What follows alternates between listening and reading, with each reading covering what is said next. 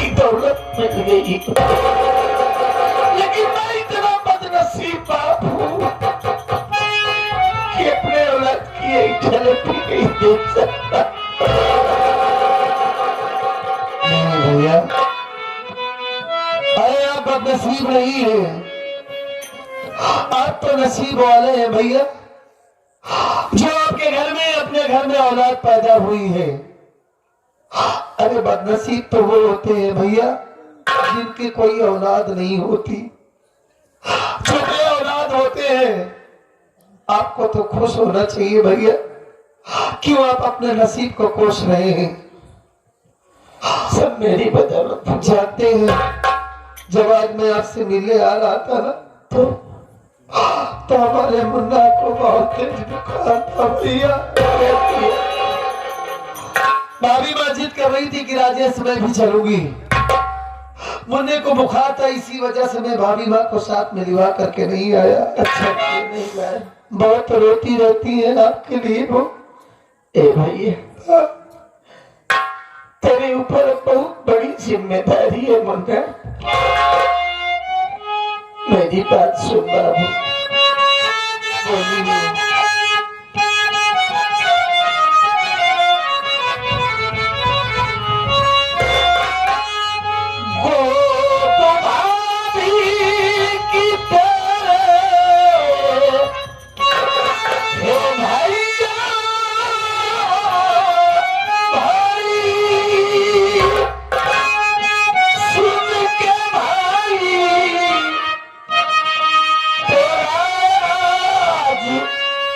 खुशहाल है ध्यान भाभी और मुन्ने का रखवा सदा।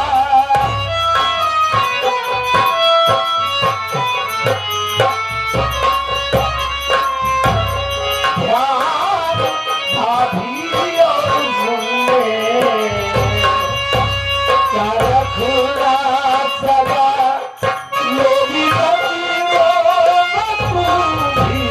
तो मेरा लाल है ध्यान भाभी और मुन्ने।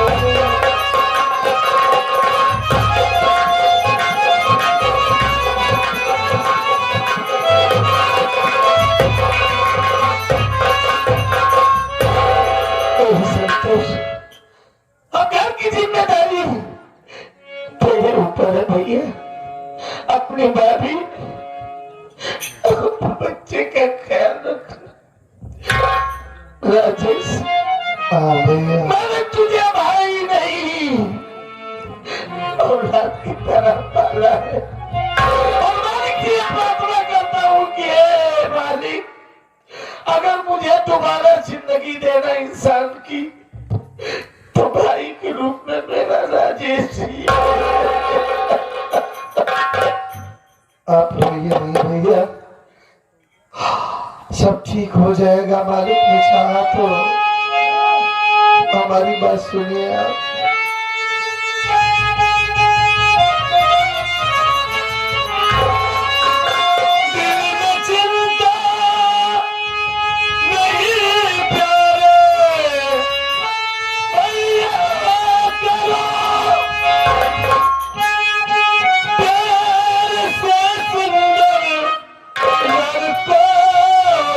जाऊंगा मैं,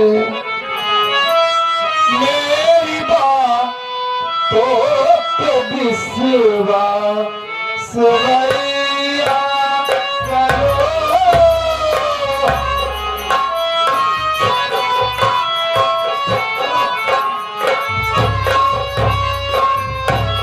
मेरी बात तो विश्वास भैया करो।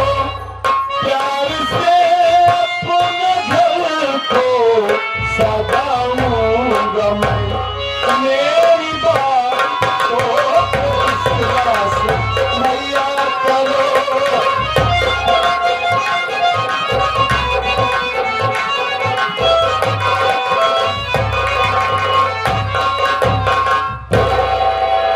आपसे वादा करता हूँ भैया, अब अपनी जान से ज्यादा अपने भतीजे का और अपनी भाभी माँ का ख्याल रखूंगा, उनकी रक्षा करूंगा। आप बेझिझक होकर जाइए और अपने दिल में ये अफसोस मत रखिएगा कि आपने दीदी को काट डाला या उसे मार दिया। इस बात की मुझे चिंता है। आप जैसे भाई पर मुझे नाज है। राजेश कुमार, मिलाई का टाइम खत्म हुआ। इंस्पेक्टर साहब, बहुत दिनों के बाद हमारे भैया हमें मिले हैं, बस 2 मिनट और बात करने दीजिए। कोई बात नहीं, सुनी जाएगी तुम्हारी। अरे बस 2 बात करना है साहब, बस 2 मिनट बात करूंगा साहब। टाइम खत्म हुआ। हमारी बात सुनिए साहब। हे भैया, हे ममता जी, बोलिए सर। मैडम जी, राजेश कुमार को समझाइए। इस वक्त मुझे रंजीत कुमार को हम दोबारा जेल ले जा रहे हैं। ठीक है, मैं समझा दूंगी इनको। हे ममता, ठीक है मैडम।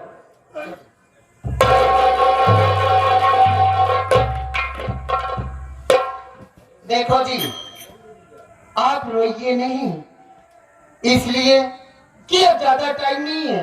बस 5-6 पेशी में ही मैं भैया को जल्द से जल्द छुड़ा लूंगी। ठीक है?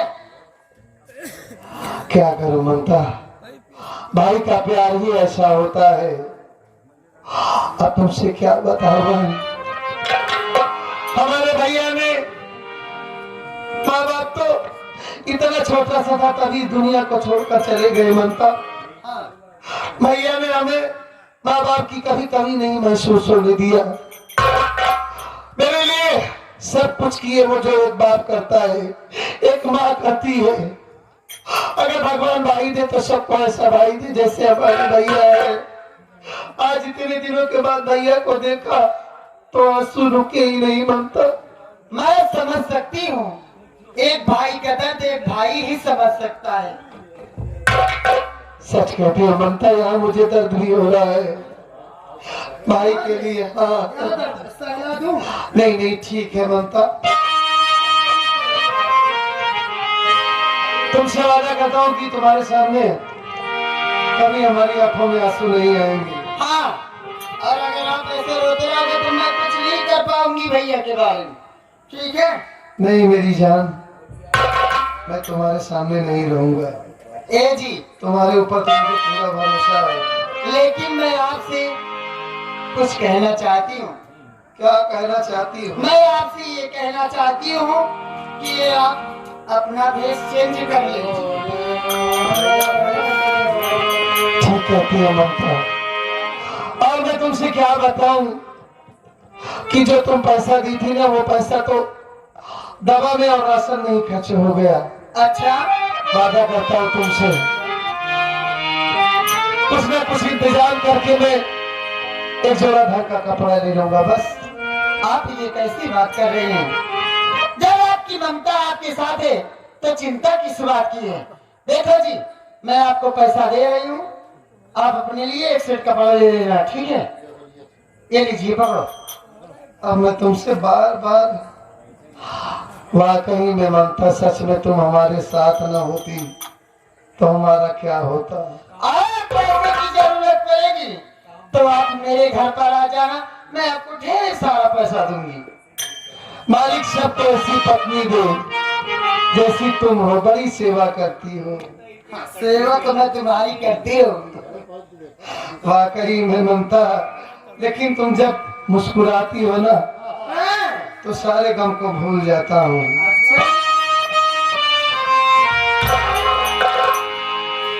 सेवा करना जारी रखना, बंद मत करना जी। चंदन सा बदन, चंचल चितवन, धीरे से तेरा ये मुस्काना, चंदन सा बदन।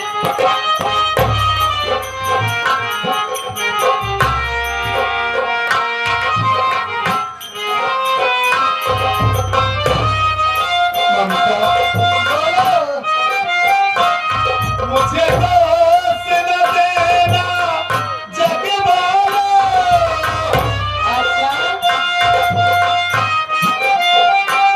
मुझे दोस्त न देना जग वालों, हो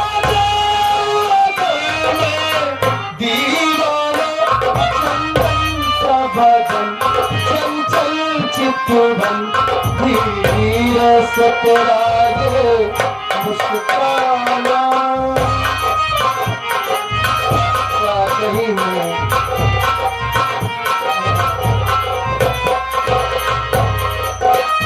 बहुत सुंदर हो तुम तन भी सुंदर मन भी सुंदर तुम सुंदरता की मूरत है अच्छा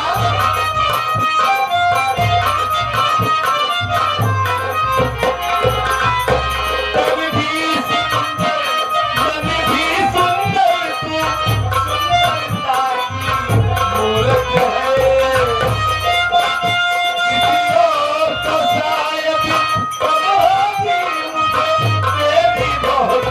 जरूरत है पहले ही बहुत मैं तरसा हूँ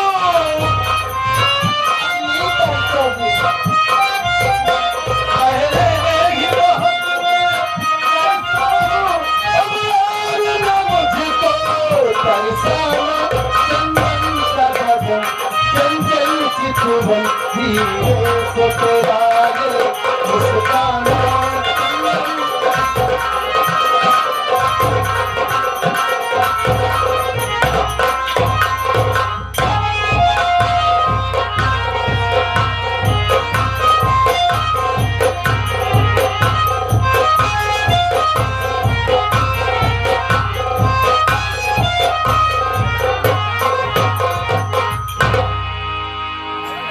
इस बेटा का राज में कॉल किया था कि मैं आपसे मिलना चाहता हूं, लेकिन अभी तक आया नहीं। न जाने क्या बात है, हम उसका इंतजार करते हैं।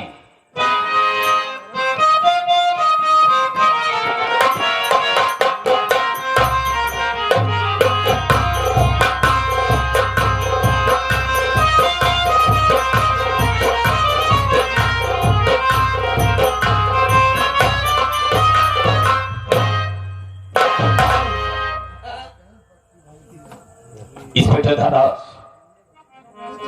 एक बात जानना चाहता हूं, जब हमेशा आया करता था तो तेरे चेहरे पर मुस्कुराहट रहा करती थी, लेकिन आज मैं क्या देख रहा हूं, खामोशी है तेरे चेहरे पर। मैं जानना चाहूंगा कारण क्या है। सर जी, आप मेरी खामोशी का कारण जानना चाहते हैं? बेशक जानना चाहता हूं। तो मेरी बात सुनिए सर। कहो।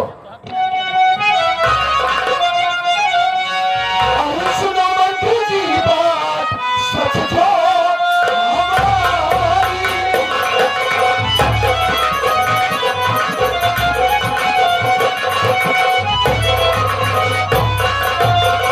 सुनो मंत्री जी बात सच जो हमारी रंजीत का केस लड़की बहना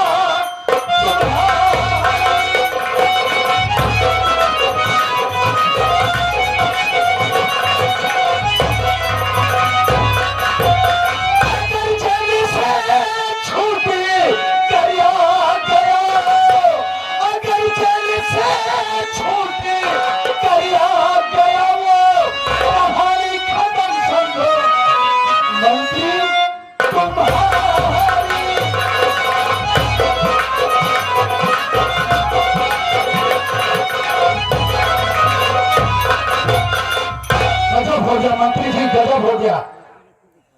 आपका दुश्मन वो रंजीत कुमार है जो जेल में पड़ा हुआ है। अरे उसी का केस आपकी बहन ममता लड़ रही है। अगर कहीं रंजीत कुमार जेल से छूटकर बाहर आ गया तब क्या होगा मंत्री जी? क्या बकवास करता है? तेरी बातों पर विश्वास नहीं होता है। मेरी बात को सुनो और यही आपकी बात को मैं नहीं मानता। आपकी बात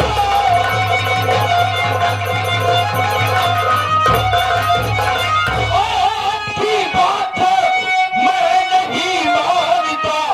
कहते हैं खिदमत लड़ेगी नहीं, इतनी ना समझ है ना बताई बहन, भाई तेरा बगावत करेगी नहीं।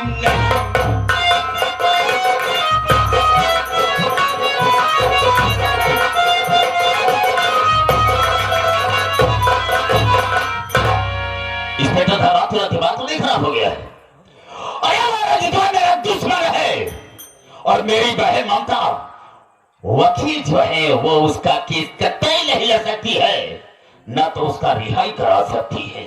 इतनी मूर्ख नहीं है, मुझसे दुश्मनी लेगी मेरी बहन, पागल चली हो गया है। तो सर जी आपको मेरी बातों पर विश्वास नहीं है? बिल्कुल नहीं विश्वास होता है। लेकिन आपको विश्वास करना होगा सर। मेरे साथ विश्वास करो, बोलो।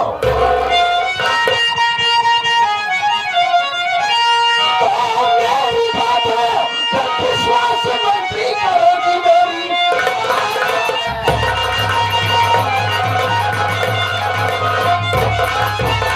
मेरी बातों पर विश्वास मंत्री करो। आज से वो बहना तुम्हारी रही, देखा आंखों से उसका सीमा में खुद प्यारी राजेश से खुल के वो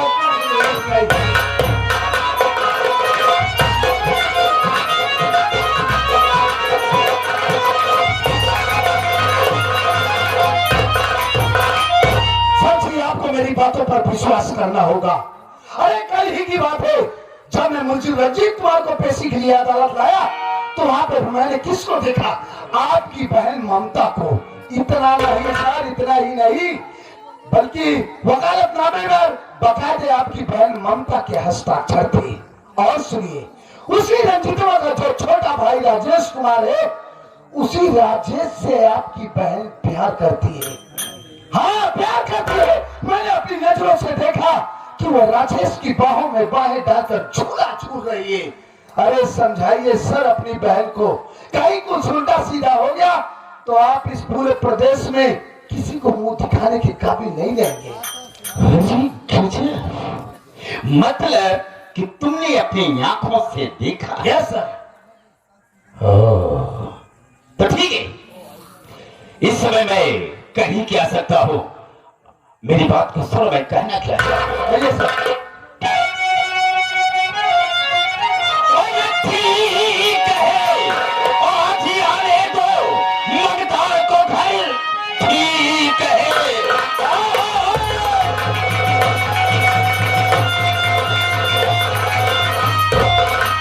ठीक है, आज ही आने दो ममता को घर। सारी उसकी वकील भुला देंगे हम, आज को घर से मानी और ये हमारे नहीं, मार करके घर से भगा देंगे हम।